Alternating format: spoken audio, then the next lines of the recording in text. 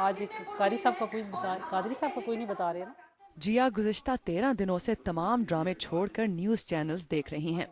ملک میں جاری دھرنوں سے پھیلے سیاسی انتشار نے سب ڈراموں کو پیچھے چھوڑ دیا ہے.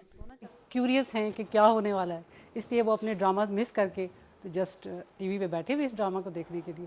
تو میرا خیال ہے یہ زیادہ انٹرسٹنگ ہے ہمارے ڈراموں سے. تو ہمیں تو ٹائم کا آنیسٹلی بالکل گزرنے کا احساس نہیں ہوتا.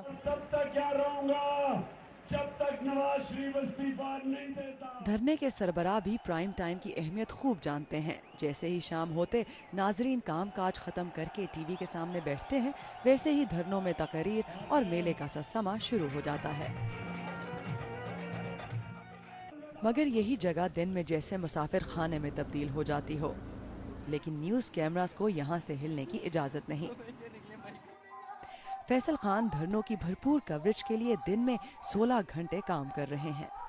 14 اگست سے ان کا لانگ مارچ تھا، لیکن ہمیں 2 دن پہلے سے انفارم کر دیا کہ آپ اس اسپاٹ پہ پہنچ جائیں. نارملی ہمارے 8 آورس کی جو ٹائمنگ ہوتی ہے، لیکن اس دوران ابھی ہمارا 12 گھنٹے کا جو ہو گیا وہ شفٹ ہو گیا. لیکن نارملی ہم 12 نہیں ہو تو 14-16 گھنٹے تک کام کر رہے ہیں. گو کہ دھرنوں میں شور و غل شام میں شروع ہوتا ہے، مگر لگ بھگ 50 چینلز 4 زبانوں میں 24 گھنٹے کی ان دھرنوں کی کوریج دے رہے ہیں.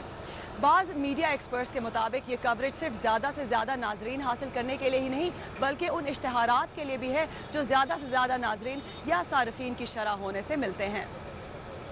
گزشتہ 10 دنوں کے اعداد و شمار کے مطابق احتجاجی دھرنوں کے دوران خبریں دیکھنے والوں کی تعداد میں 60% اضافہ ہوا ہے، جبکہ تفریحی چینلز کے ناظرین کی شرح 20% کم ہو گئی ہے.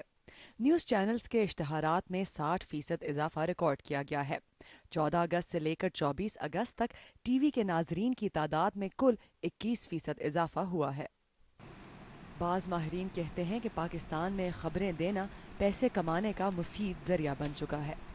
میں بھی اس میں شروع کے چینلز میں انوالو تھا کہ جو پیسے ہیں وہ نیوز کوریج میں لگتے ہیں، لیکن جو کمائے جائیں گے وہ انٹرٹینمنٹ سے کمائے جائیں گے. لیکن جو ایکچوئل جو صورتحال سامنے آئی وہ یہ تھی کہ پیسے جو ہیں وہ ایکچولی نیوز سے کمائے جا رہے ہیں. جس لیول پہ اس کو کوریج دی جا رہی ہے، کیا یہ ڈیزرو کرتی ہے کہ نہیں؟